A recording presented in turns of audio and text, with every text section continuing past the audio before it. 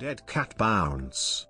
In finance, a dead cat bounce is a small, brief recovery in the price of a declining stock. Derived from the idea that even a dead cat will bounce if it falls from a great height, the phrase, which originated on Wall Street, is also popularly applied to any case where a subject experiences a brief resurgence during or following a severe decline. History.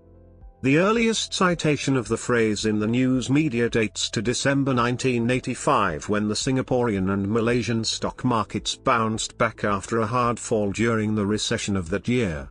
Journalists Horace Bragg and Wong Salong of the Financial Times were quoted as saying the market rise was what we call a dead cat bounce. Both the Singaporean and Malaysian economies continued to fall after the quote, although both economies recovered in the following years. The phrase is also used in political circles for a candidate or policy that shows a small positive bounce in approval after a hard and fast decline. Variations and usage. The standard usage of the term refers to a short rise in the price of a stock which has suffered a fall. In other instances, the term is used exclusively to refer to securities or stocks that are considered to be of low value. First, the securities have poor past performance.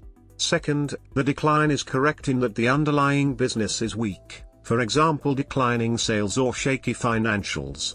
Along with this, it is doubtful that the security will recover with better conditions, overall market or economy.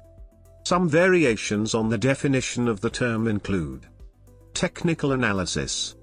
A dead cat bounce price pattern may be used as a part of the technical analysis method of stock trading. Technical analysis describes a dead cat bounce as a continuation pattern that looks in the beginning like a reversal pattern. It begins with a downward move followed by a significant price retracement. The price fails to continue upward and instead falls again downwards, and surpasses the prior low.